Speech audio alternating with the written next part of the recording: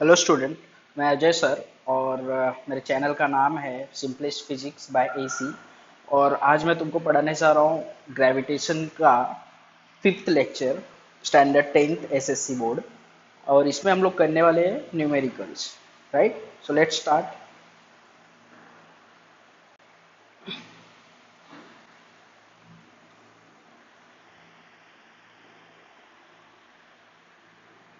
Fifth lecture of gravitation. जैसा कि तुम लोग जानते हो, लास्ट के 4 वीडियो में मैंने थियरी पार्ट कवर कर लिया है ग्रेविटेशन चैप्टर का। थियरी कवर करने का मतलब क्या है कि मैंने बेसिकली जो चैप्टर में अंडरस्टैंडिंग वाला पार्ट है वो कवर कर लिया है। और तुम जानते हो, तुमको इस चैप्टर में या फिजिक्स के किसी भी चैप्टर में न्यूमेरिकल्स भी आते हैं। तो न्यूमेरिकल्स में थोड़ा डिटेल में सॉल्व करना चाहूंगा, क्योंकि ये फर्स्ट चैप्टर का न्यूमेरिकल है और इसमें कैलकुलेशंस में थोड़ी सी प्रॉब्लम आने वाली है। तो कैलकुलेशंस के कुछ नए ट्रिक्स तुम हो सकता है सीखोगे पहली बार। ठीक है, तो अच्छे से देखो इस चैप्टर को। स्टार्ट करते हैं हम लोग।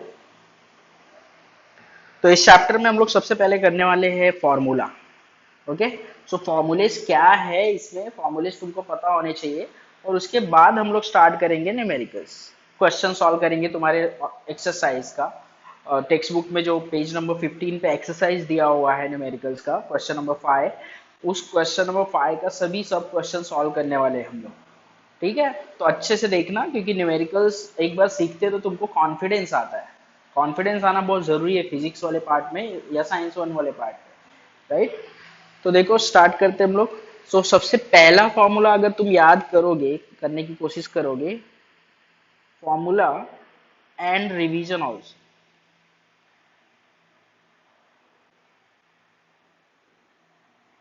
साथ साथ रिवीजन भी हो जाएगा एक टाइप से। तो फर्स्ट फॉर्मूला स्टार्ट करते हैं हम लोग। फर्स्ट फॉर्मूला क्या है, बताओ मुझे। फर्स्ट फॉर्मूला तुम्हारा जो आता है, first formula Newton's law of gravitation. Right, नहीं, उसके पहले एक छोटा सा फॉर्मूला मैं बता देता हूँ। सेंट्रीपिटल फोर्स और centrifugal force, centripetal force and centrifugal force. Centripetal force का फॉर्मूला होता है mv² अपॉन आर। राइट, और यहाँ पे मास क्या है, नहीं m क्या है, मास है। Where m is equal to mass of object, v is equal to velocity of object, and r is the radius of the circular path। r is the radius of the circular path। Terms भी clear होने चाहिए। और उसके बाद major formula हम लोगों ने पढ़ा था, जो मेजर फॉर्मूले में तुमको सबसे पहला था न्यूटन्स लॉ ऑफ ग्रेविटेशन का फॉर्मूला, जिसमें कोई भी दो ऑब्जेक्ट होते हैं, दो ऑब्जेक्ट के बीच का जो डिस्टेंस है वो आर होता है, और ऑब्जेक्ट का मास m1 एंड m2। इस केस में अगर फोर्स फाइंड करना हुआ तुमको, फोर्स की वैल्यू, तो ये फोर्स इस फॉर्मूले से मिलता है, G m1 m2 upon R square. R square में ये देखो आर स्क्वायर आ गया। अब इसको मैं बॉक्स में रखता हूँ, क्योंकि ये मेजर फॉर्मूला है और इसको हाईलाइट करना चाहता हूँ मैं। तो देखो, इसको तुम याद रखना, क्योंकि सभी में ये चीज आने ही वाली है। F is equal to G m1 m2 upon R square. तो डायग्राम में तुमको क्लियर है कि कौन सा क्या है। सिर्फ यहाँ पे एक एक्स्ट्रा बताना चाहूंगा मैं, g है यहाँ पर gravitational constant, universal gravitational constant.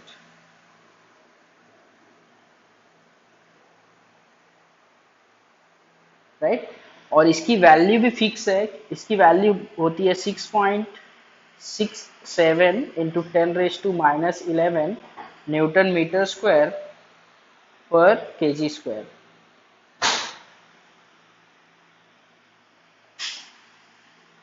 Third formula acceleration due to gravity, acceleration due to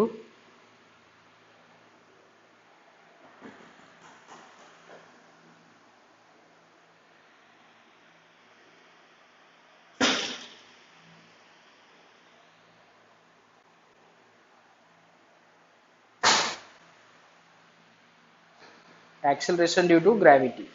acceleration due to gravity में तुम जानते हो दो केस होते हैं। दो केस में कौन कौन से केसेस आते हैं देखो। एक केस में तुमको ऐसा होता है कि अर्थ सरफेस पे होता है ऑब्जेक्ट, अर्थ सरफेस पर होता है ऑब्जेक्ट, और उसका उस केस में डिस्टेंस कितना होता है आर। दूसरे केस में ऑब्जेक्ट कहाँ होता है, अर्थ सरफेस से एक पर्टिकुलर हाइट पे, तो ये हाइट एच लेते हैं हम लोग, और ये जो डिस्टेंस है ये वाला, ये डिस्टेंस आर उसके अंदर होता है पहले से, तो ये आर। तो टोटल डिस्टेंस क्या लेना पड़ता है वहां पे, आर प्लस एच। तो जी की वैल्यू अब इसके अकॉर्डिंगली मैं लिखता हूँ, जी की वैल्यू क्या आनी चाहिए। जी की वैल्यू आती है इस केस में, जी की वैल्यू आती है जी एम अपॉन, यहाँ पे डिस्टेंस देखो, डिस्टेंस क्या है आर है, तो आर स्क्वायर। और इस केस में gravity, acceleration due to gravity at height H from the surface is given as G M upon R plus H. देखो इसमें हाइट भी प्लस करना पड़ेगा, क्योंकि ये हाइट, एक पर्टिकुलर हाइट पे तो ग्रेविटी कम होगी अकॉर्डिंगली, इसलिए डिनोमिनेटर में हाइट को प्लस करते हैं। क्लियर है, चलो आगे बढ़ते हैं। तो ये तो हो गया। अब इसका यूनिट भी साथ में डिस्कस कर लेता हूँ। इसका यूनिट जब भी लिखोगे ना ग्रेविटेशनल, ये एक्सिलरेशन है तो इसकी यूनिट आएगी, इसकी यूनिट आएगी unit of G, unit of G is equal to metre per second square, ऐसे आता है। यूनिट ऑफ जी मतलब एक्सिलरेशन ड्यू टू ग्रेविटी। एक और जी था हमारे पास, उसका यूनिट क्या है, newton metre per, newton metre square per KG square, right, newton metre square per KG square. ठीक है, तो चलो अभी ये तो एक्सेलरेशन ड्यू टू ग्रेविटी तो हो जाएगा हमारा, एक्सेलरेशन ड्यू टू ग्रेविटी। और इसमें टर्म्स कौन कौन से वो बताओ तो। टर्म्स अगर हम लोग यहाँ पे लिखता हूँ मैं, तो capital M is the mass of earth. Capital M जहां भी लोगे इस चैप्टर में, मास ऑफ द अर्थ होगा वो,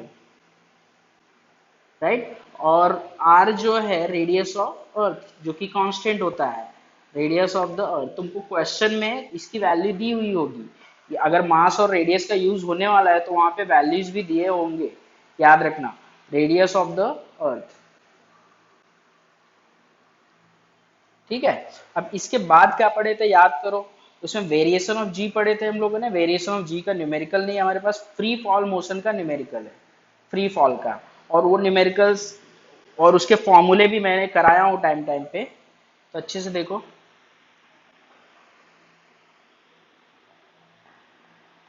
फ्री फॉल,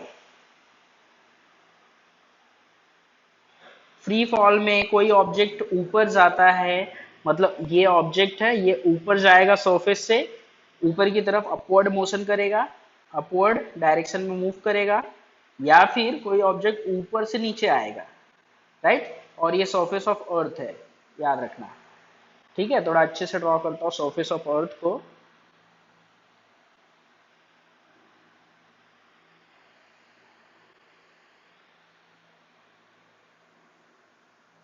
ये देखो ये सरफेस ऑफ अर्थ है, तो ये डाउनवर्ड मोशन है, डाउनवर्ड मोशन।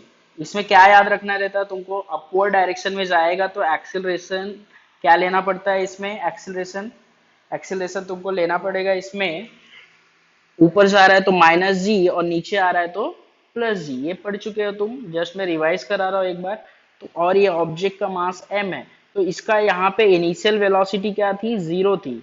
और यहाँ फाइनल वेलोसिटी नहीं, इनिशियल वेलोसिटी इसकी जीरो नहीं थी, इनिशियल वेलोसिटी कुछ हम लोग प्रोवाइड करेंगे, तो इसीलिए ये इनिशियल वेलोसिटी u लेंगे, कोई भी एक वैल्यू हो सकती है, राइट। और डाउनवर्ड मोशन में जब नीचे से ऊपर से नीचे आएगा, तो उस केस में जो इनिशियल वेलोसिटी है, इनिशियल वेलोसिटी जीरो, उस केस में क्या होता है, इनिशियल वेलोसिटी जीरो होती है, ये जीरो होगा, u की वैल्यू जीरो होती है, और नीचे आते आते उसके अंदर कुछ वेलोसिटी होती है v। और दोनों के लिए एक ही फॉर्मूला हम लोग अप्लाई कर सकते हैं, ऊपर से या नीचे, सिर्फ g की वैल्यू डिफरेंट होगी, याद रखना।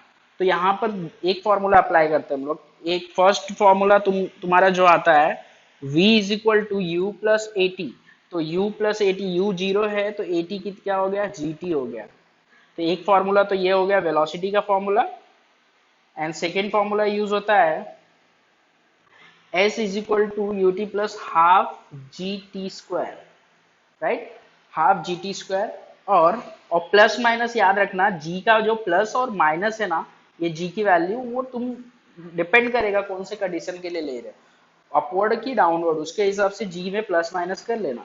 एंड थर्ड जो इसका फॉर्मूला आता है, थर्ड फॉर्मूला होता है V square is equal to you square plus two S. तो यू स्क्वायर वाला टर्म हमेशा जीरो हो जा रहा है हमारा, तो टू जी एच। ठीक है। और यहाँ पे जो s लिखे है सेकेंड वाले में, ये s नहीं होगा, क्योंकि s हम लोग यहाँ पे क्या लेते हैं, हाइट लेते हैं, तो यहाँ पे h हो जाएगा। ठीक है। तो ये तीन फॉर्मूले इसका यूज करके हम लोग फ्री फॉल का मोशन, ऑब्जेक्ट ऊपर आ रहा है, ऊपर से नीचे आ रहा है, या फिर नीचे से ऊपर जा रहा है, उस केस वाले क्वेश्चन को सॉल्व कर सकते हैं। ठीक है। और इसके बाद हम लोग क्या सीखे थे, एनर्जी के बारे में, बाइंडिंग एनर्जी, पोटेंशियल एनर्जी, ये सब। तो ठीक है, तो यहाँ पे बाइंडिंग एनर्जी की बात कर लेते हैं हम लोग। नहीं, potential energy, potential energy, potential energy is equal to, हम लोग फॉर्मूला लिखते हैं जी, फॉर्मूला लिखते हैं जी एम, मास ऑफ अर्थ, ये मास ऑफ ऑब्जेक्ट, और माइनस भी लगेगा इसमें, और अपॉन में,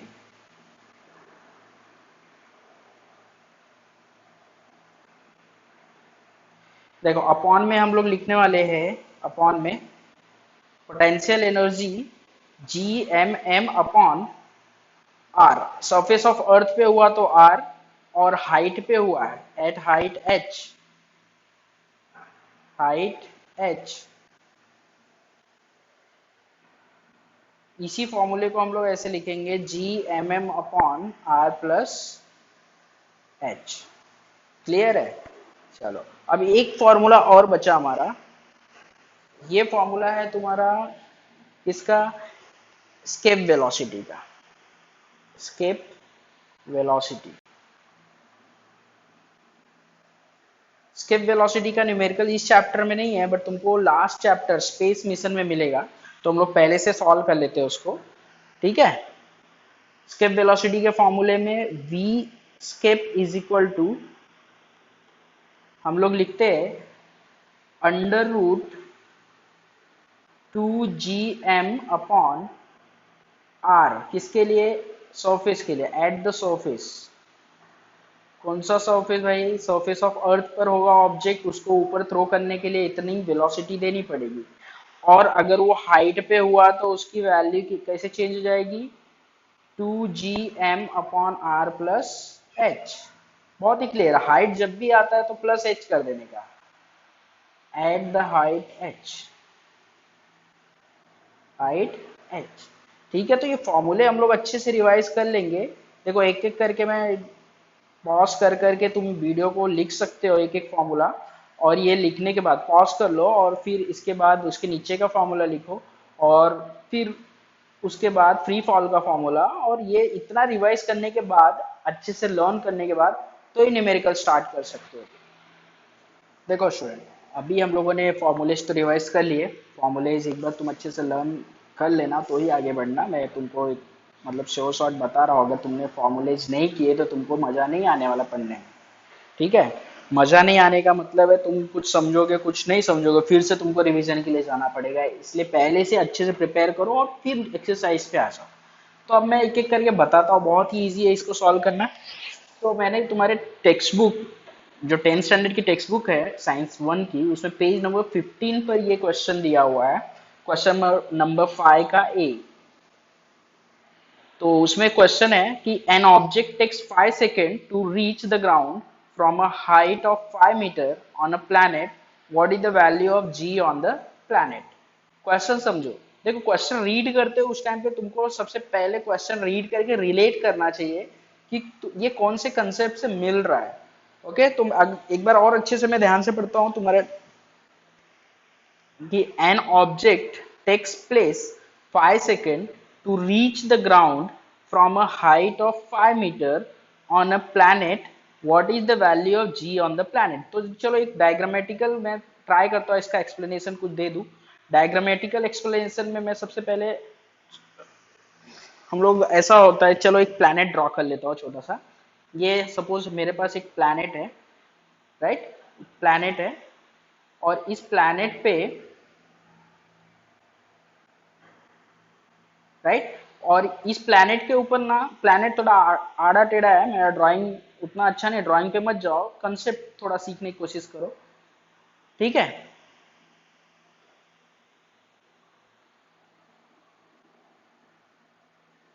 चलो फिर से ड्रॉ करता हूँ। जैसे कि मैंने बताया तुमको कि ड्राइंग उतना अच्छा नहीं है, तो इसलिए कलाकारी करने में कुछ और भी कर डाल रहा हूँ इधर में। तो चलो इसको स्फीयर जैसा बना देता हूँ, solid solid sphere planet, right. तो ये हमारा प्लैनेट हो गया, राइट, ये प्लैनेट हो गया।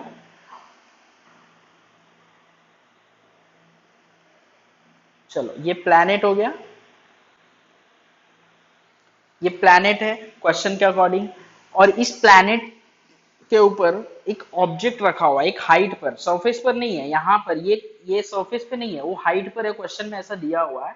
तो सपोज यहाँ पर वो ऑब्जेक्ट इस पर्टिकुलर जगह पर है, सपोज हम लोग कंसिडर कर लेते हैं ये पर्टिकुलर जगह पर है, और वहां से वो नीचे आ रहा है, राइट, सीधा सीधा नीचे आ रहा है। तो मतलब क्या हो रहा है, जब भी ऑब्जेक्ट नीचे की तरफ आता है under the influence of gravity only, तो उसको हम लोग क्या बोलते हैं, फ्री फॉल हो रहा है। तो मतलब ये कंसेप्ट किसका है, फ्री फॉल का है। तो इस केस में हम लोग देख सकते हैं कि जैसे ये 5 मीटर हाइट है, इसमें दिया हुआ है क्वेश्चन में, क्लियरली तुमको दिया हुआ है कि हाइट इज 5 मीटर।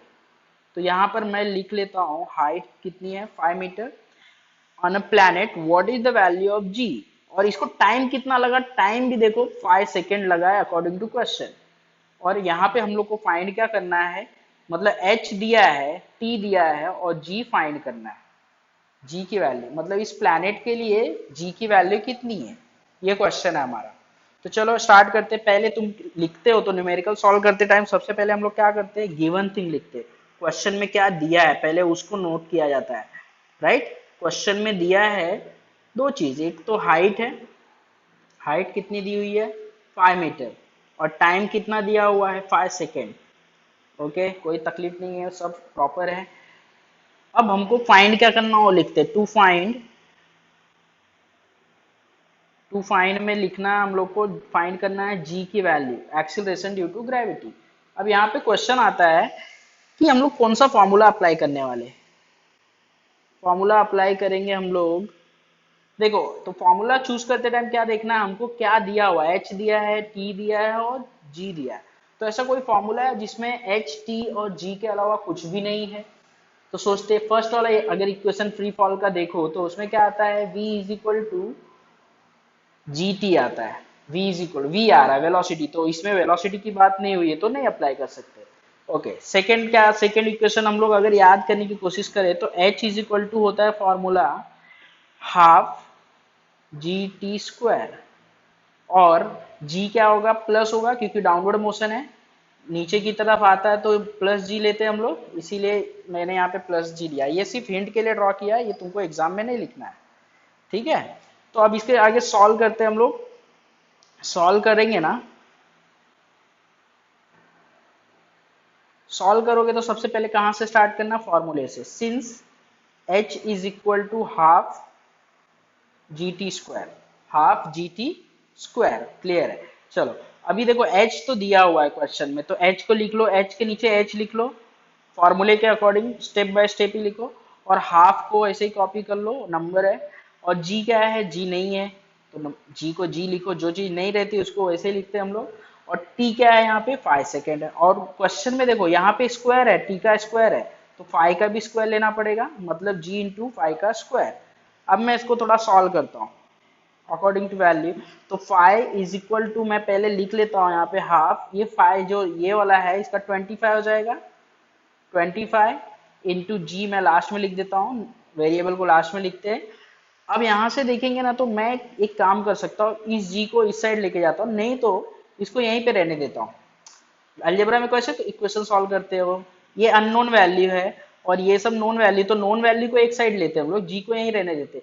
तो ये 1/2 जो टर्म है इस साइड आएगा 5, तो यहाँ पे 2/1 हो जाएगा। तुम जानते हो इक्वल का साइड चेंज होता है किसी भी टर्म का, तो उसका सिंबल भी चेंज होता है, मतलब प्लस का माइनस, माइनस का प्लस, और मल्टीप्लीकेशन का डिवीजन, डिवीजन का मल्टीप्लीकेशन। और फ्रैक्शन में याद रखो, ये जो न्यूमरेटर में होता है, न्यूमरेटर 1, न्यूमरेटर था 2, डिनोमिनेटर, तो यहाँ पे क्या हो गया, डिनोमिनेटर में 2 आ गया, न्यूमरेटर में 1 आ गया। चलो अभी सॉल्व करते हैं। और एक चीज है यहाँ पे, और एक चीज क्या है, एक चीज है तुम्हारी ये 25, 25 को भी तो इधर लाना पड़ेगा, लेकिन 25 अपॉन क्या है, अपॉन 1 है, कुछ नहीं मतलब 1 है, इस साइड आएगा तो 1/25 हो जाएगा। ओके, अब थोड़ा तो मैथ्स तुमको सीखना पड़ेगा, एडवांस होना पड़ेगा धीरे धीरे। तो 5 को इससे, 25 को इससे कैंसिल कर लो तो 5 आ गया। अब देखो ये सीधा सीधा मल्टीप्लीकेशन, सीधा सीधा मल्टीप्लीकेशन मतलब इसको इसमें मल्टीप्लाई कर लो, इसको किस में मल्टीप्लाई कर लो, 2 को 1 में और 1 को 5 में, तो कितना आ जाता है, 2/5 इज इक्वल टू जी। तो फाइनली मेरा जो आंसर आ रहा है, जी इज इक्वल टू 5 नहीं, क्या लिख रहा है, हाँ, जी इज इक्वल टू 2/5, 2/5। तो अब इस 2/5 को सॉल्व करोगे तो क्या आएगा, 0.4 आएगा, और जी है, जी का यूनिट क्या होता है, मीटर पर सेकेंड स्क्वायर। तो फाइनली हमारा जो आंसर आ रहा है वो आ रहा है जी is equal to 0.4 metre per second square.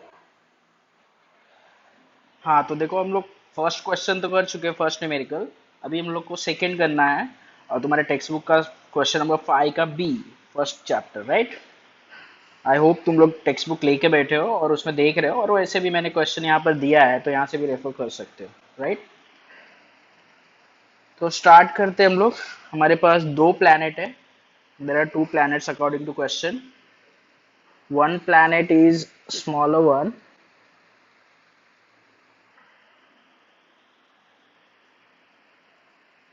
and this is planet A, and there is another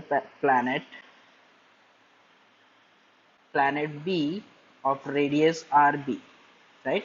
planet B का रेडियस कितना है, RB है, ओके। और इसका मास कितना ले रहे हैं हम लोग, MB कंसिडर कर रहे हैं, और A का मास कितना कंसिडर कर रहे हैं, MA कंसिडर कर रहे हैं, राइट। तो तुमको यहाँ पे डिस्क्राइब भी करना है, तुम क्वेश्चन सॉल्व करते हो तो ये चीज लिखनी है तुमको।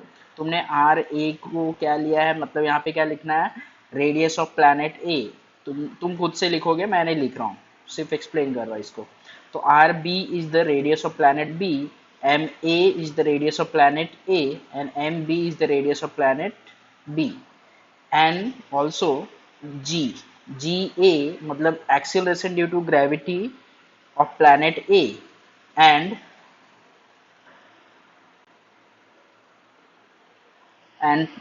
GB is the acceleration due to gravity of planet B, okay। so मैं given thing condition से start करता हूँ, देखो फर्स्ट कंडीशन ये है कि हमारी क्वेश्चन के according the radius of planet A is half the radius of planet B. तो R A is equal to half of radius of planet B, right. क्योंकि मुझे आगे चल के जरूरत पड़ने वाली स्क्वायर की, तो मैं पहले से स्क्वायर कर लेता हूँ। स्क्वायर करूंगा आर ए का तो इस साइड भी स्क्वायर करना पड़ेगा, 1/4 R B the whole square, right. Very good. अब देखो मैं इसको ऐसे भी लिख सकता हूँ, आर बी स्क्वायर अपॉन 4। तो ये पहले से मैं लिख लेता हूँ, पहले से मुझे एक रिलेशन मिल गया क्वेश्चन के according, R A square is equal to R B square upon 4। ये हो गया मेरा इक्वेशन नंबर 1। और दूसरा क्या दिया है क्वेश्चन में, दूसरा ये दिया है कि देखो if the mass of planet A is ma, यहाँ पे m, what must be the mass of B so that the value of G on B is half of that its value on A। मतलब G of A is half, G of A, no, G of B is half the value of G of A, G of B is half the value of, अभी second given thing के according मैं solve कर रहा हूँ, G of B is equal to half the value of G of A। ये दिया हुआ है, इसमें स्क्वायर की जरूरत नहीं पड़ने वाली आगे, तो इसको हम लोग नहीं करते, ओके। सो ये सेकेंड इंफॉर्मेशन है। तो मैं अब स्टार्ट करता हूँ डायरेक्ट क्वेश्चन। ये देखो दो प्लैनेट है इसमें, दो टाइप के प्लैनेट है, ये एक प्लैनेट ये है, ये दूसरा प्लैनेट है। दोनों का हम लोग को radius, mass and gravity compare करना है। कंपेयर करने के लिए एक फॉर्मूला, मैं डायरेक्ट फॉर्मूला बताता हूँ, वो याद रखो। G B upon G A is equal to M B upon M A into R B, नहीं, ए का square upon R B square. ऐसा क्यों? क्योंकि तुम जानते हो कि ग्रेविटी जो होती है मास पे डायरेक्टली डिपेंड होती है, इसीलिए इसमें देखो ये पार्ट जी बी में बी ऊपर है तो एम बी, मतलब मास ऑफ बी ऊपर है, लेकिन रेडियस ऑफ ए ऊपर है इसमें, इसके साथ कॉम्बिनेशन में है। इसका मतलब है कि डायरेक्ट और इनवर्स रिलेशन होता है। नहीं भी तुमको अगर इतना ज्यादा डिटेल में नहीं जाना है तो जस्ट लर्न कर लो ये फॉर्मूला। ओके, तो अभी डायरेक्टली स्टार्ट करता हूं मैं। देखो एक सेकेंड इक्वेशन और फर्स्ट इक्वेशन का यूज करता हूं, अभी डायरेक्ट यूज करूंगा। सेकेंड इक्वेशन में क्या बोला जा रहा है, G B is equal to half of G A. तो मैं यहाँ पे G B is equal to, ये इसको निकालता हूँ, जी बी को निकाल देता हूँ और उसकी जगह पे जी ए लिखता हूँ। तो लेकिन 1/2 लिखना पड़ेगा, 1/2 जी इंटू ए। और ये वाला तो नीचे है ही, उसको डायरेक्ट लिख दो जी ए। राइट, समझ गए ना? ये कैसे किया, जी बी की जगह पे 1/2 जी ए, और ये नीचे वाला जो डिनोमिनेटर में जी ए था उसको डायरेक्टली लिख दिया नीचे। अब मास का तो ऐसे ही रखो, मास का कुछ रिलेशन दिया नहीं हमको, वही फाइंड करना है। ओके, और इनटू रेडियस का भी रिलेशन फर्स्ट इक्वेशन में मैंने निकाल लिया। रेडियस आर ए स्क्वायर के प्लेस पे क्या लिखना है, इसको हटा के मुझे इक्वेशन नंबर 1 का यूज करना है, उसकी जगह पे ये पार्ट लिखना है, आर बी का स्क्वायर अपॉन 4। तो मैं यहाँ पे उसको रिमूव करता हूँ और आर बी स्क्वायर अपॉन 4 लिखता हूँ। और नीचे ये वाला आर बी तो है ही पहले से, आर बी। ओके, अब देखो इसमें कैंसलेशन हो रहे, cancellation without difficulty, without any doubt, solve उसको कैंसिल कर दो चुपचाप। ओके, यहाँ पे आर बी स्क्वायर था इसलिए कैंसिल हो गया, यहाँ पे जी ए था इसीलिए ये कैंसिल हो गया। तो बचा क्या फाइनली, फाइनली इधर बचता 1/2 और इधर क्या बचता, mass of B upon mass of A into 1/4, into 1/4। अब देखो एम बी चाहिए ना हमको, तो धीरे धीरे हम लोग इसको सेपरेट करते हैं। So therefore M B upon M A की वैल्यू मैं लिख सकता हूँ 1/2 इंटू 4/1। राइट, और इसको सॉल्व करोगे तो क्या हो जाएगा, जिसको नहीं सॉल्व करने आता है, देखो इसको डायरेक्ट मल्टीप्लाई करते हैं, डायरेक्ट मल्टीप्लाई करेंगे तो 1 इंटू 4 4 हो जाएगा, 2 इंटू 1 2 हो जाएगा, और ये आंसर आएगा 2। तो फाइनल आंसर आया। हमको फाइंड क्या करना है, एम बी फाइंड करना, क्वेश्चन में पूछा था मास ऑफ बी कितना होना चाहिए। तो mass of B is double of mass of A, मतलब जो प्लैनेट ए है उसका डबल होना चाहिए मास ऑफ बी। तभी ऐसा होगा कि जो acceleration due to gravity of B है वो half of acceleration due to gravity of A होगा। राइट, तो ये क्वेश्चन अच्छे से सॉल्व कर लो। एक बार मैं स्क्रॉल कर देता हूँ तुम्हारे सॉल्यूशन के लिए।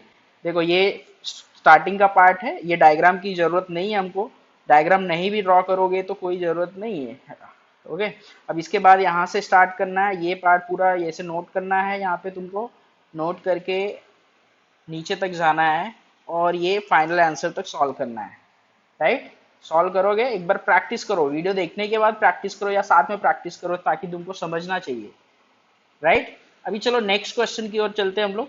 नेक्स्ट क्वेश्चन क्या है, नेक्स्ट क्वेश्चन है हमारा 5C, क्वेश्चन नंबर 5 का C. Okay, the mass and the weight of an object on earth are 5 kg and 49 newton. बहुत ही सिंपल है, देखो समझो। Mass and weight, mass and weight of an object, तो mass दिया हुआ है, mass and weight of an object.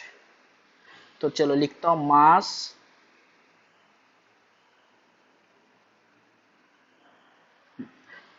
Mass and weight of an object.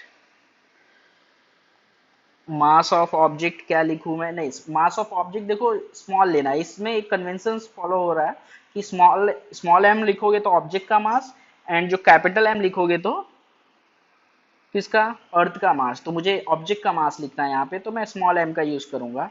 तो small M is equal to mass of object, mass of object on 5 kg and weight of object is 49 Newton. Okay, respectively. What will be their value on the moon? Moon पर उसकी value कितनी होगी, मतलब मास and wait moon पर कितना होगा. तो मैं लिखता हूं, मैं कंसिडर कर लेता हूं मास ऑफ ऑब्जेक्ट ऑन मून कितना, ये फाइंड करना हम लोगों को. एंड इसके साथ साथ weight of object on moon ये फाइंड करना है. दो क्वेश्चन है इसमें, ये दूसरा क्वेश्चन है, ये पहला question. Right.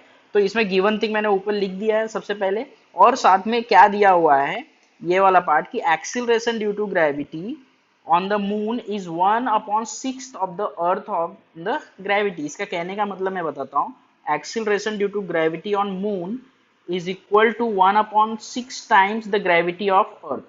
Gravity of earth G consider किया हम लोग, जी ई नहीं लिख रहा हूं मैं यहाँ पे, तुमको कहीं कहीं लिखा हुआ मिलेगा बट यहाँ पे अपने कंसिडरेशन के ऊपर है. तो मैंने जो अर्थ का है उसमें ई नहीं लगाया, लेकिन मून वाले में लगाया है. अब मैं सॉल्यूशन स्टार्ट करता हूँ, बहुत इजी है. सबसे पहला सॉल्यूशन, फर्स्टली मैं इसमें क्या लिखने वाला हूँ देखो. फर्स्ट कंडीशन में तो इतना सिंपल सा लिख दूंगा कि mass of moon, mass of object on the moon is equal to mass of object, mass of object on the earth. अब यहाँ पे और थोड़ा तुमको लिखना है तो लिख सकते हो, since mass doesn't depends on the gravity, mass does not depends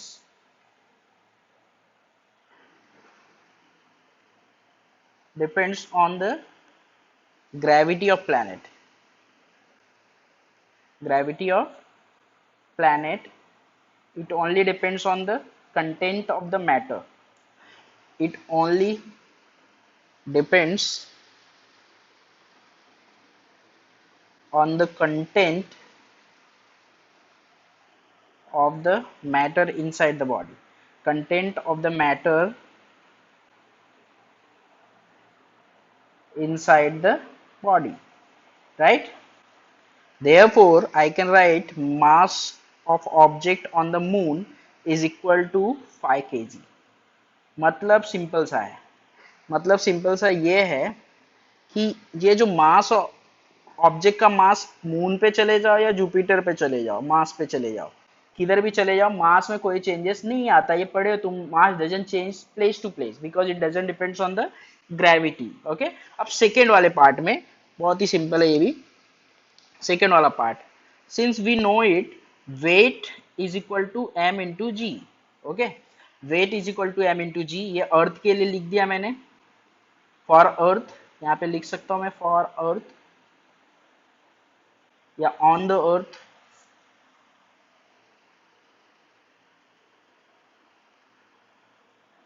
okay, on the अर्थ, और मून में तो लिखा ही है. And weight of object on the moon is equal to mass of object into gravity of moon. Okay. So ये दूसरा equation, क्योंकि हम लोग को कंपैरिजन मेथड से फाइंड करना है. कंपैरिजन मेथड में ऑलवेज हम लोग क्या करते हैं, equation 1 is divided by equation 2, मतलब कोई भी एक इक्वेशन को दूसरे से डिवाइड करते हैं. कंपैरिजन का मतलब ही होता है फ्रैक्शन डिवीजन. राइट. तो मैं फ्रैक्शन ले रहा हूँ, यहाँ पे डिवीजन ले रहा हूँ. सो इक्वेशन 2 को 1 से डिवाइड करो, क्योंकि मून वाला फाइंड करने का, ये फाइंड करना है ना, तो इसको ऊपर रखता हूँ. Equation 2 divided by equation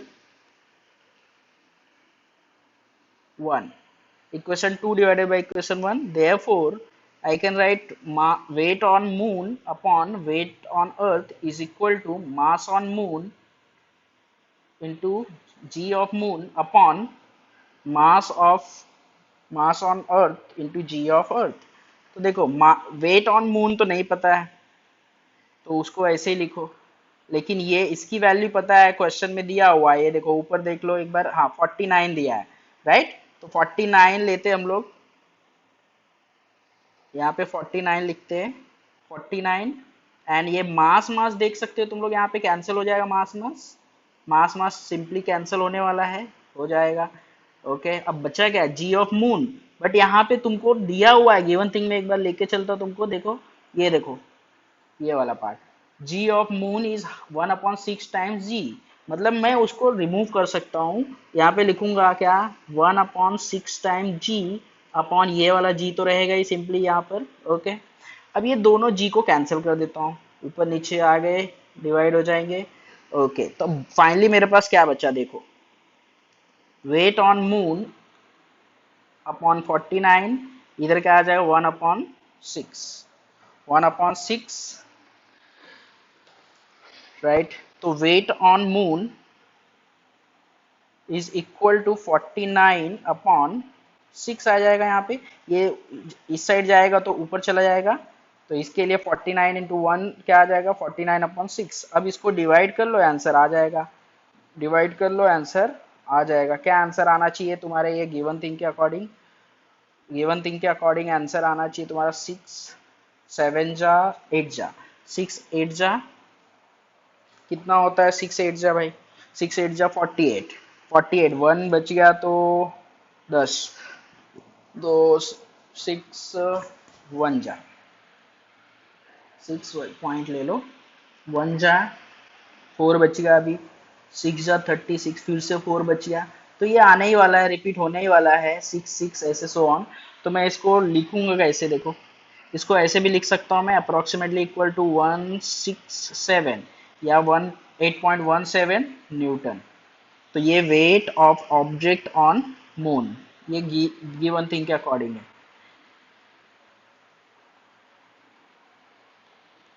right. तो वेट का कितना था, 49 था। किस पे, अर्थ पे वेट, मतलब उसके ऊपर अर्थ का ग्रेविटेशनल फोर्स कितना होगा 49, तो मून का ग्रेविटेशनल फोर्स कितना होगा 8.71, बिकॉज वहां पे ग्रेविटी कम है। इसलिए तुम लोग सुने होगे कि वहां पे एस्ट्रोनॉट्स जाते हैं, वो लोग एक छोटा सा, मतलब बहुत ही लाइटली जंप करते हैं और वो कुछ हाइट अच्छी खासी जाते हैं, क्योंकि अर्थ पे उतना ज्यादा नहीं होता है, मतलब जंप हो सकता है। क्यों? क्योंकि अर्थ पे फोर्स, अगेंस्ट फोर्स ज्यादा लगाना पड़ेगा। समझ रहे हो ना? तो ग्रेविटी का ये पूरा मैटर है। अच्छे से समझ गए? एक बार चलो स्क्रॉल कर देता हूँ स्टार्टिंग से। पहले गिवन थिंग लिखा हम लोगों ने 2 फाइंड, फिर सॉल्यूशन में मैंने मास को इक्वल बताया, उसके बाद वेट का फॉर्मूला लिख के डिवाइड कर दिया, डिवाइड करके कैलकुलेशन सॉल्व कर लिया, और ये आंसर हमारा सामने है। समझ गए? Okay, very good. चलो नेक्स्ट क्वेश्चन फटाफट देखते हैं। नेक्स्ट क्वेश्चन है डी। नेक्स्ट क्वेश्चन है D. Okay, next question D में देखो, an object thrown vertically upward reaches a height of 500 metre, what was its initial velocity, how long will the object takes to come back to the earth, assume g is equal to 8 metre per second. चलो start करते। तो पहले given thing लिख लेते। Given thing मैं try करता हूँ कि तुमको डायग्राम के हेल्प से भी एक्सप्लेन करूँ गिवन थिंग। तो देखो, an object thrown vertically upward reaches a height 500, तो वर्टिकली अपवर्ड, चलो ऊपर की तरफ फेंके है, तो मैं एक बार डायग्राम ड्रॉ करने की ट्राई करता हूँ। डायग्राम बहुत बुरा है मेरा, बट फिर भी ट्राई करता हूँ कि ड्रॉ करूँ।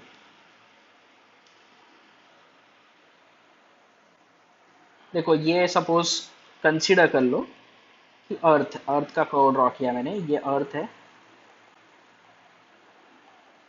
अर्थ है, और इस पे ऑब्जेक्ट को ऊपर की तरफ फेंका गया है, ऑब्जेक्ट को ऊपर की तरफ फेंका गया है, यहाँ पे था। तो मैं ऐसा कंसिडर कर रहा हूँ कि ये जब नीचे था ना, तो इसके पास वेलोसिटी कितनी थी, इनिशियल वेलोसिटी कितनी थी, मैं इस पे कंसिडर करता u था, ऊपर जा रहा है ना, इनिशियल वेलोसिटी इसके पास कितना था u, और फाइनली जाके यहाँ पर जब पहुंचा वो कितने हाइट पे, 500 मीटर की हाइट पे, तो उसकी वेलोसिटी, फाइनल वेलोसिटी क्या हो गई, जीरो हो गई। क्लियर है? अब इसमें तुमको पता है जब ऊपर की तरफ जाता ऑब्जेक्ट तो माइनस जी लेते हैं हम लोग, ये भी याद रखो। अब इसमें क्वेश्चन पूछ रहे तुमको कि ये कितने टाइम में नीचे आएगा, ऊपर, नीचे से ऊपर फेंकने तक और ऊपर से नीचे आने तक, मतलब हम लोग को अपवर्ड डाउनवर्ड दोनों मोशन सॉल्व करने हैं यहाँ पे। तो वाइल मैं स्टार्ट करता हूँ, पहले गिवन थिंग लिख लेता हूँ। गिवन थिंग में हाइट तो क्लियर है, 500 मीटर की हाइट पर है ऑब्जेक्ट जा रहा है, और इसके बाद सब कुछ मैं ऐसा, g की वैल्यू भी दी हुई है, g की वैल्यू है 8 metre per second square, acceleration है इसलिए स्क्वायर। चलो टू फाइंड में हम लोग को क्या फाइंड करना है, टू फाइंड में total time, total time total time T find करना है, टोटल टाइम टी कितना लगेगा, राइट। तो अब मैं स्टार्ट करता हूँ इसका सॉल्यूशन, दो पार्ट में करूंगा इसका सॉल्यूशन, लास्ट में प्लस कर दूंगा। तो while going upward, while going upward, ऊपर की तरफ जा रहा है उस टाइम पे क्या होगा देखो अच्छे से, ऊपर की तरफ जा रहा है उस समय हम लोगों को ये देखना है कि इनिशियल वेलोसिटी कितनी है, u is equal to zero, final velocity पता नहीं, ठीक है। फाइनल वेलोसिटी क्या है, ऐसा है क्या, यू जीरो कैसे हो गया, जब स्टार्टिंग में फेंकेगा ही नहीं तो जीरो कैसे, मतलब ऊपर जाएगा कैसे, इसलिए यू जीरो नहीं हो सकता जब ऊपर की तरफ फेंक रहे हैं। तो इनिशियल वेलोसिटी यू ले लेते हैं हम लोग, तो यहाँ लिखना पड़ेगा कि इनिशियल वेलोसिटी यू है। तो लिखता हूँ, थोड़ा डिस्क्राइब करता हूँ। तो u is initial velocity and final velocity becomes zero at the height 500 metre. Okay, इसके लिए मैं कंसिडर करता हूँ टाइम t1 लगा, इसके लिए टाइम t1 टाइम ले लिया मैंने। और यहाँ पे एक्सीलरेशन क्या लेना है, ऊपर की तरफ अगेंस्ट द ग्रेविटी जा रहा है तो माइनस जी, मतलब माइनस 9.8 मीटर पर सेकेंड। ये तुमको दिया नहीं रहेगा, तुमको खुद से लेना है, ये भी याद रखो। अब मैं इसमें कोई भी एक इक्वेशन लगाता हूँ जिसमें मेरा ये फ्रेम में सेट हो जाए। तो v is equal to you plus at, देखो v is equal to since u plus at first kinematic equation है, first kinetic equation, kinematic equation लिखता हूँ,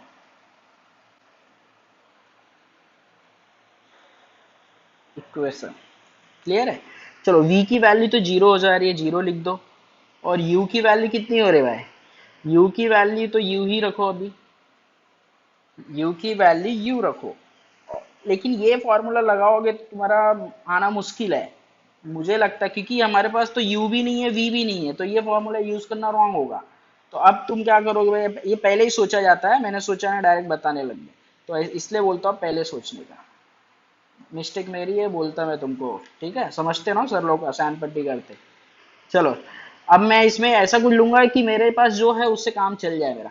तो मेरे पास हाइट भी है यहाँ पर, एक बात तो क्लियर है कि एस भी है मेरे पास 500 मीटर, वो एच है तो क्या, वो एस ही है, डिस्प्लेसमेंट ही है। तो मैं ऐसा लास्ट वाला इक्वेशन लगाओ क्या, लास्ट वाला लगा के देखता हूँ।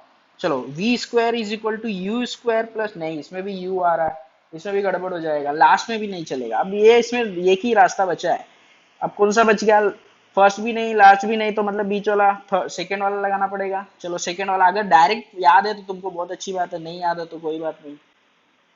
चलो देखते, तो डायरेक्ट मैं लगाता हूँ S is equal to half G T square, G T one ले लेता हूँ। चलो S is equal to half G T square, ये इक्वेशन याद रखो।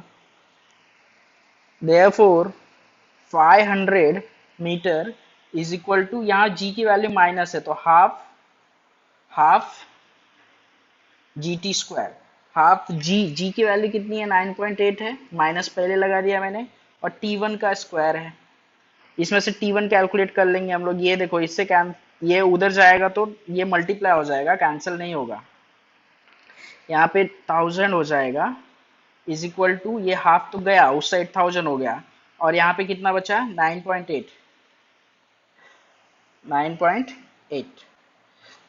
चलो थोड़ा सा क्वेश्चन तो, थोड़ा सा ये सॉल्यूशन ना तुम्हारा छोटा कर देता हूँ। छोटा कैसे करता हूँ पता है, अपवर्ड के लिए फाइंड कर लूंगा, उसको डायरेक्ट डाउनवर्ड में अप्लाई कर दूंगा। तो यहाँ पे माइनस अगर नहीं भी ले रहे हो तो कोई बात नहीं, माइनस तुम कंसिडर नहीं कर रहे हो तो भी चलेगा, क्योंकि उसका डबल लेना हम लोगों को, ठीक है। चलो डायरेक्ट फॉर्मूला अप्लाई कर दो, अब इजी हो गया थोड़ा।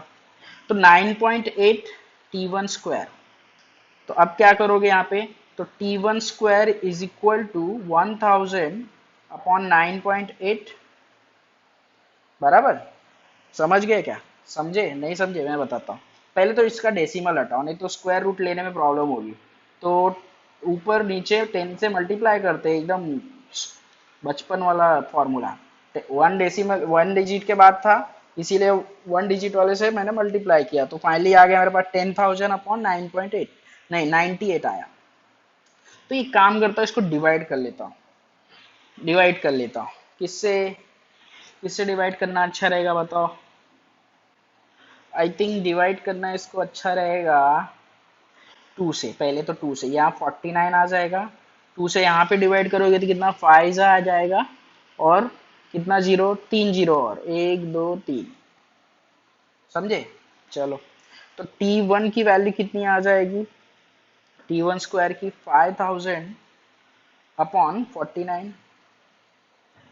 तो T1 कितना आ जाएगा, T1 आ जाएगा तुम्हारा अंडर रूट 5000 अपॉन 49। अब ये रूट फाइंड करके लिखना तुम्हारा काम है, मैं भी लिख सकता हूँ बट तुम साथ में करते रहो, ठीक है। तो रूट फाइंड करने के बहुत सारे तरीके होते हैं। तो ये मैं तो पहले यहाँ पे देखो 49 का रूट तो मिल ही जा रहा है अपने को, 49 का रूट डायरेक्टली यहाँ पे मिल जा रहा है। कैसे, देखो यहाँ पे मैं इसको 7 लिख देता हूँ, 49 का रूट तो हो ही गया, ये होल रूट है ना। अब देखो इसका क्या लिखो, इसको पहले फैक्टराइज कर लो, नहीं समझ में आ रहा तो 50 इंटू 100 कर लूँ मैं, कर लिया, बहुत अच्छी बात है।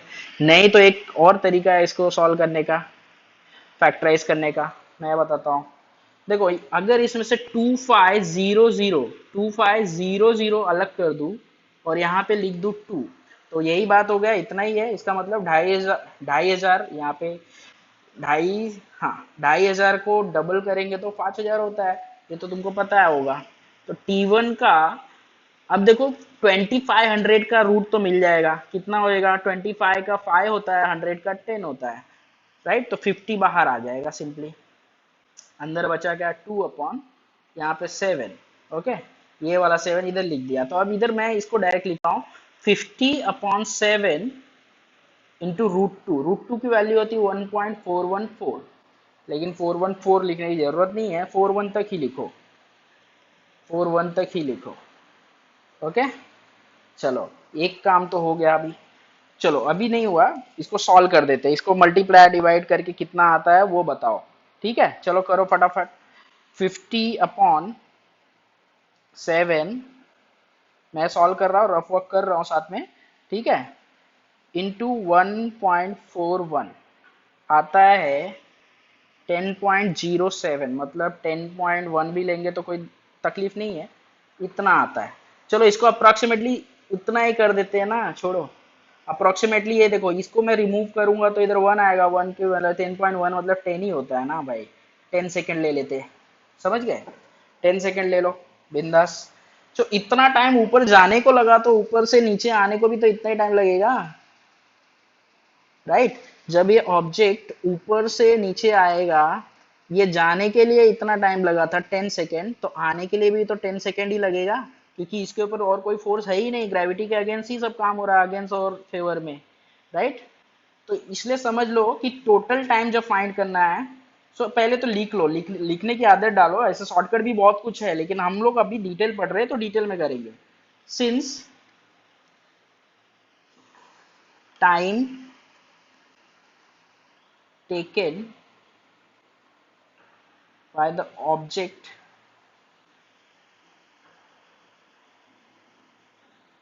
while going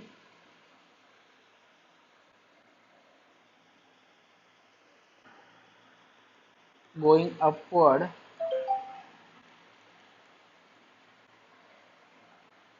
is equal to time taken by object while going downward, while coming, going क्या डाउनवर्ड जाएगा, डाउनवर्ड, राइट। क्लियर हो गया। So therefore T2 is equal to भी क्या ले लोगे 10 second, since T1 is equal to 10 second. अगर यहाँ पे और भी लिखना चाहते हो तो देयर फोर लिख दोगे T1 is equal to T2, right. So therefore last में ये वाला स्टेटमेंट आ जाता है T2 is equal to 10 seconds. So finally we can say that the total time taken by the object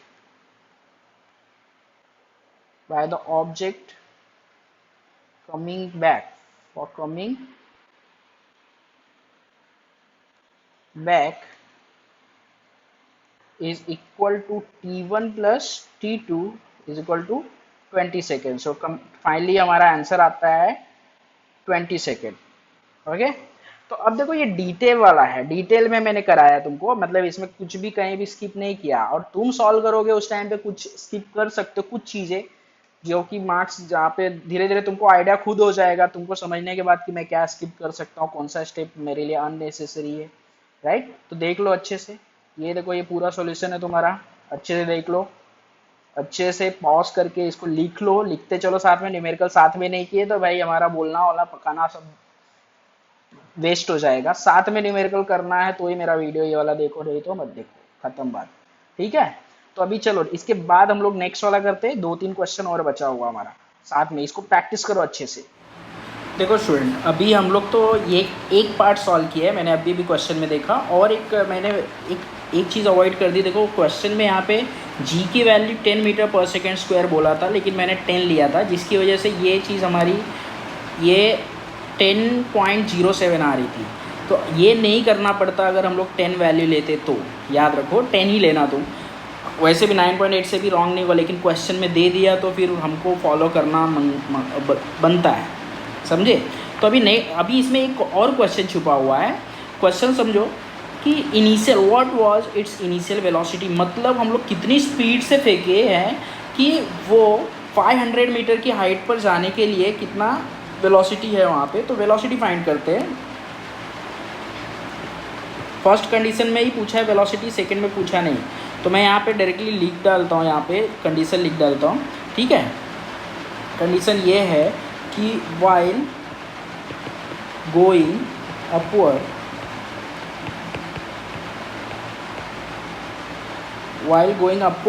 initial velocity पता नहीं, वही तो फाइंड करना है। इनिशियल वेलोसिटी फाइंड करना है। फाइनल वेलोसिटी क्या है यहाँ पे, फाइनल वेलोसिटी बताओ भाई। फाइनल वेलोसिटी है यहाँ पे 0, क्योंकि ऊपर जा जाके रुका ही ना 500।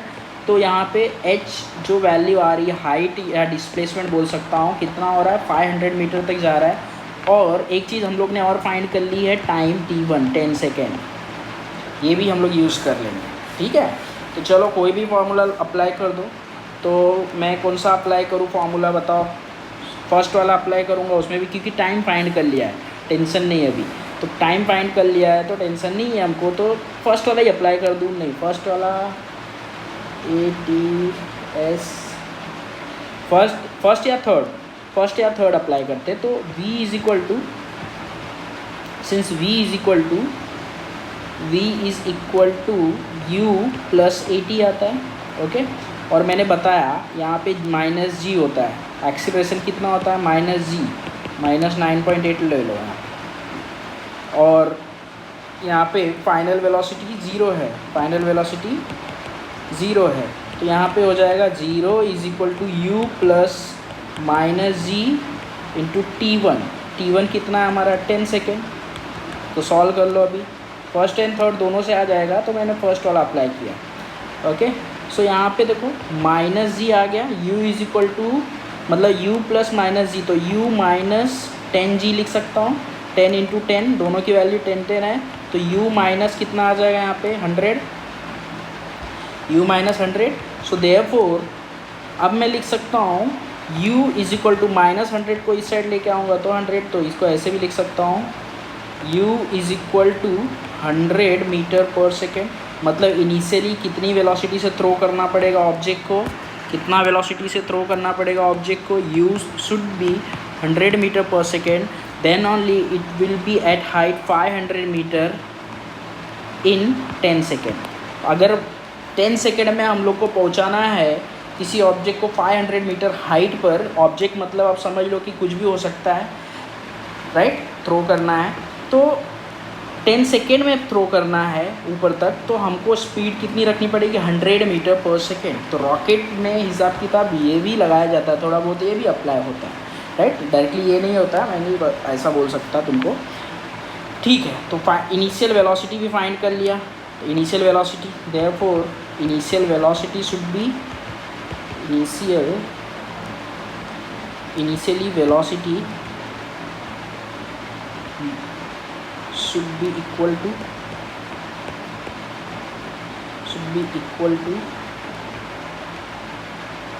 100 मीटर पर सेकेंड। समझ गए, वेरी गुड। चलो नेक्स्ट करते हैं हम लोग। नेक्स्ट है question number 5E question number, text book 15 पे देखो, इसमें पेज नंबर नहीं लिखा, 15 क्वेश्चन नंबर है, 15 पेज नंबर है, सॉरी। अब ये वाला बहुत इजी है, ये जो अभी अभी किए ना इसके पहले, वो उसी का छोटा सा पार्ट है ये। चलो देखते हैं इसमें क्या है। एक टेबल रखा हुआ है, टेबल रखा हुआ है, ऐसे टेबल ड्रॉ कर देता हूँ, थोड़ा ड्राइंग कर लेता हूँ, थोड़ा बहुत आता है। एक टेबल रखा हुआ है यहाँ पे ऐसे, इस टेबल पे बॉल रखा हुआ है। अब बॉल कैसे बनाया हुआ है, एक बॉल है, फॉल्स ऑफ, और बॉल को ब्रश भी कर देता हूँ, थोड़ा थोड़ा डिजाइन विजाइन मार लेता हूँ भाई। ये लो, हो गया डिजाइन, रॉन्ग हो गया। तो एक काम करता हूँ, ये भी हटा देता हूँ, खाली ब्रश से ही काम लेता हूँ। ब्रश पतला ले लेता हूँ, छोटा बनाना है ना। ये देखो, ये छोटा सा बॉल है एक ग्रीन कलर का, समझ गए। ये छोटा सा बॉल है, अब नीचे गिरेगा ये। क्वेश्चन, अब क्वेश्चन देखो, चलो बहुत हो गया ड्राइंग। क्वेश्चन ये है, a ball falls off a table and reaches the ground in 1 second, okay, assuming g is equal to 10 metre per second. तो ये नीचे गिरता है ऐसे, ग्राउंड पे आता है कितने टाइम में, 10 सेकेंड में, नहीं 1 सेकेंड है, 10 सेकेंड क्या, 1 सेकेंड में नीचे आता है। और g की वैल्यू, तो मतलब यहाँ पे टाइम दिया हुआ है 1 सेकेंड और g की वैल्यू दी हुई है 10 metre per second square. So calculate its speed on reaching the ground and the height of the table. बहुत ही सिंपल है ये क्वेश्चन। सबसे पहला बाय फर्स्ट, ये इसको ना बाय फ्री फॉल कंसेप्ट में इसको सॉल्व करने जा रहा हूँ। मतलब ये डायरेक्ट अप्लाई हो रहा है इसलिए लिखा, फ्री फॉल तो पहले वाला भी था, ठीक है। तो फ्री फॉल में एक फर्स्ट इक्वेशन है हमारा, v is equal to g into t. देखो इसमें क्या फाइंड करना है, पहले वेलोसिटी, तो वेलोसिटी तो मिल जाएगी। तो v इज इक्वल टू जी कितना है, 10 है, और ये 1 है, तो कितना हो जाएगा 10 मीटर पर सेकेंड। v तो मिल गया, एक आंसर तो हो गया अपना 10 मीटर पर सेकेंड। दूसरा आंसर हाइट फाइंड करना। अब हाइट फाइंड करना तो सेकेंड वाला लगा लो। सेकेंड वाले में क्या है, h is equal to half into g T square. अब देखो हाइट फाइंड करना, हाफ इंटू 10 इंटू 1, तो इधर क्या 5 मीटर। चलो हो गया तुम्हारा क्वेश्चन। ये इजी था, तुमको अच्छा लगा होगा, कोई तो इजी क्वेश्चन आया तुमको, ठीक है। बहुत ही सिंपल था ये। यहाँ पर हाइट फाइंड करनी थी, तो हाइट फाइंड करने के लिए टाइम और जी चाहिए, और इसमें भी टाइम और जी चाहिए था, दोनों में, और कुछ एक्स्ट्रा हम लोग को करना नहीं पड़ा। थर्ड इक्वेशन में भी हम लोग निकाल सकते थे, लेकिन क्यों निकालोगे, ईजिली हो जा रहा है तो क्यों दिमाग ख़राब करोगे खुद का, ठीक है। तो चलो बहुत अच्छी बात है, ये भी हो गया अपना क्वेश्चन। अभी लास्ट के 2 क्वेश्चन बचे, फटाफट कर लेते हैं क्योंकि वीडियो बहुत लंबा होता जा रहा है न्यूमेरिकल वाला, ठीक है।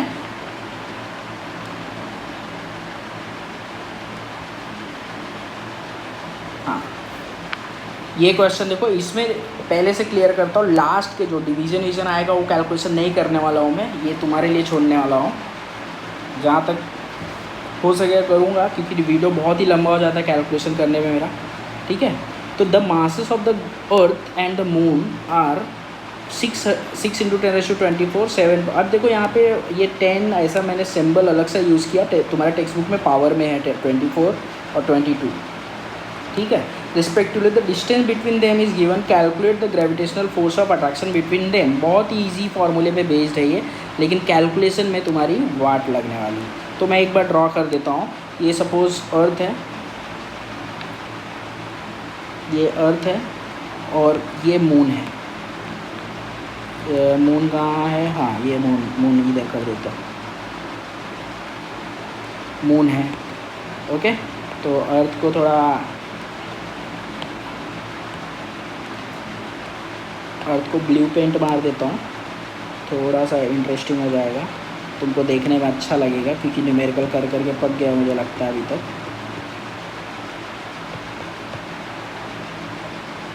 ठीक है।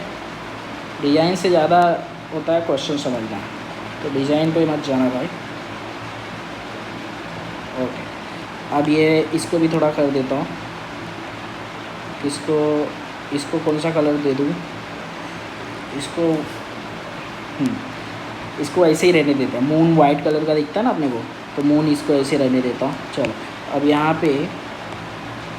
यहाँ पे मैं अभी इसका सेंटर कंसिडर करता हूँ। सेंटर है इसका ये और इसका सेंटर ये। तो ऑब्जेक्ट का सेंटर टू सेंटर ही डिस्टेंस लेते हैं, हमेशा याद रखना। मतलब ये डिस्टेंस कितना दिया, डिस्टेंस बिटवीन देखो 3.84 इंटू 10⁵ किलोमीटर डिस्टेंस तो दे दिया है बहुत ही सिंपली। अब ये अर्थ है और ये मून है। ट्रिपल ओ कहाँ से लिख दिया, ठीक है। अब मास भी लिख लेते हैं साथ में, 6 × 10⁻24 kg। और मून का मास दिया हुआ है 7.4 × 10⁻22 kg। चलो लिख लेते हैं, अब गिवन थिंग लिखते हैं, डायग्राम बहुत हो गया। तो मास ऑफ अर्थ को मैं कैपिटल M लिखता हूँ 24 kg। मास kg में ही रहना चाहिए तो कोई तकलीफ़ नहीं है। अब मास ऑफ मून देखो, मास ऑफ मून है 7.4 × 10⁻22 kg। एंड साथ में इसका दोनों का बीच का डिस्टेंस, तो कोई भी दो ऑब्जेक्ट के बीच का डिस्टेंस जो होता है उसको कैसे लिखते हैं, 3.84 × 10⁵ किलोमीटर है ना भाई। लेकिन ये मीटर में होना चाहिए, याद रखो। इसके पहले जो भी क्वेश्चन किया हम लोगों ने सब मीटर में है, तो इसीलिए कन्वर्ट नहीं किया था। तो किलोमीटर को मीटर में कन्वर्ट करने के लिए ज़्यादा कुछ नहीं, 1000 से मल्टीप्लाई करना पड़ता है, और 1000 में 3 जीरो होता है, तो 10⁻3। तो ये मेथड भी सीख जाओ। तो ये मीटर में हो गया, इतने से मल्टीप्लाई करने के बाद मीटर में हो गया। तो 3.84 × 10⁻², अब कितना लिख सकता हूँ, ऊपर का डायरेक्टली प्लस हो जाएगा, इतना मीटर। ओके, तो चलो ये गिवन थिंग हो गया। फाइंड क्या करना भाई, फाइंड करना हमको फोर्स। कौन सा फोर्स, ग्रेविटेशनल। दो ऑब्जेक्ट के बीच में कौन सा फोर्स होता है, ग्रेविटेशनल फोर्स। तो gravitational force F = how much, ये 2 फाइंड में लिखता हूँ, 2 फाइंड, ये गिवन में जाएगा मेरा। ओके, अब एक्चुअल फार्मूला लिखता हूँ। फार्मूला स्टेप इसमें सेट हो रहा है तो लिख दिया। फार्मूला लिखता हूँ। फार्मूला देखो, F = G, स्मॉल g नहीं भाई, कैपिटल G, हाँ, G M of earth, M of moon, M1 M2 यही है ना, डिस्टेंस का स्क्वायर। चलो बहुत ही सिंपल है। अभी डायरेक्ट सॉल्यूशन स्टार्ट करते हैं, चलो ठीक है। देखो यहाँ पे, अब मैं स्टार्ट करता हूँ सॉल्यूशन। सिंस फॉर्मूले से F = क्या है, GM of moon upon r²। अब वैल्यूज़ रखता हूँ, 6.67 × 10⁻⁻11 न्यूटन मीटर। यूनिट लिखने की ज़रूरत नहीं है। मास ऑफ अर्थ कितना है, ऊपर देख लो, 10⁻24 इंटू मास ऑफ मून कितना है भाई, मास ऑफ मून है, देखते हैं मे बी, हाँ, 7.4 × 10⁻22 kg अपॉन डिस्टेंस का स्क्वायर, मतलब 3.84 × 10⁸ का स्क्वायर। इसका क्या आएगा, पूरा स्क्वायर आएगा। इसको थोड़ा सिंप्लीफाई करके दे देता हूँ, तुम कैलकुलेशन कर लेना हार्ड वाला। तो 6.67 जो बिना पावर वाला टर्म्स है उसको साथ में लिख लो पहले। 6 × 7.4, ये तो हो गया ना। देखो कैसे हो गया, ये 3 चीज़ें थी अपने पास, 1 2 3, बिना पावर वाले को एक साथ और पावर को एक साथ लिखेंगे। हम पावर को एक साथ लिखेंगे तो 10⁻, देखो -11, और जिसमें माइनस नहीं उसमें प्लस रहेगा 24, और इसमें +22। तो पावर वाले में कॉमन बेस का हम लोग फार्मूला लगा रहे हैं यहाँ पे, इसलिए साथ में जा रहा है। अब यहाँ पे क्या होगा, 3.84 का स्क्वायर, मतलब 3.84 × 3.84 × 10⁻16 नीचे आया है। अब देखो इसको कैसे सॉल्व करते हैं मैं बताता हूँ। 6.67 × 6 × 7.4 अपॉन 3.84। अब तुमको ऐसा लगेगा कि हाँ ऐसा कुछ हम लोग थोड़ा ट्राई कर सकते हैं, ठीक है। अब इसको में क्या करना है, ये ऊपर वाला सब प्लस कर लो, प्लस माइनस जो भी है। तो यहाँ पे देख लो, -11 + 24 कितना होगा, 13 + 13 होएगा, +13 और हाँ +13 और +22। तो 13 + 22 कितना होता है, चलो कर लो फटाफट। 13 + 22,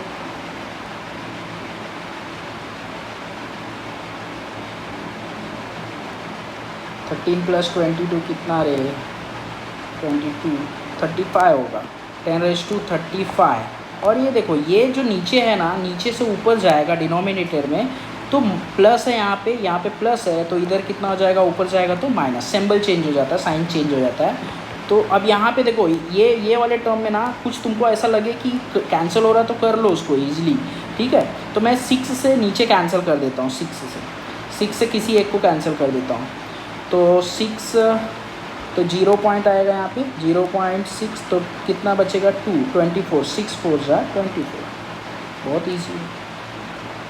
हाँ, 6 4 जा 24, तो 6.67 × 7.4 जो ईजिली हो सकता है उसको कर लेना, और नहीं तो फिर रफ वर्क तुमको करना पड़ेगा। 0.64 इंटू यहाँ पे अब कितना बचेगा? 35 - 16 कितना होता है? 19। 35 - 16, राइट। 35 - 16 कितना होता है? 19, तो 10⁻90। अब तुम करना क्या पता है? इसको पूरा सॉल्व कर लेना एक एक करके, और डायरेक्टली आंसर में इसको इंक्लूड कर लेना, राइट। और आंसर तुम ऐसे सॉल्व करते जाओगे। यहाँ पे कैलकुलेशन तुम्हारे लिए छोड़ा हूँ, और मैं डायरेक्टली आंसर लिखता हूँ। इसका आंसर डायरेक्टली आ जाएगा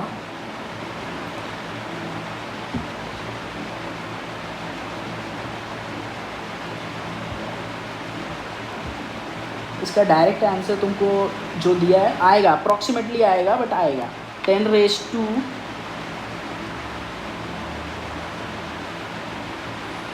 × 10⁻20 तुम्हारे बुक में दिया है न्यूटन।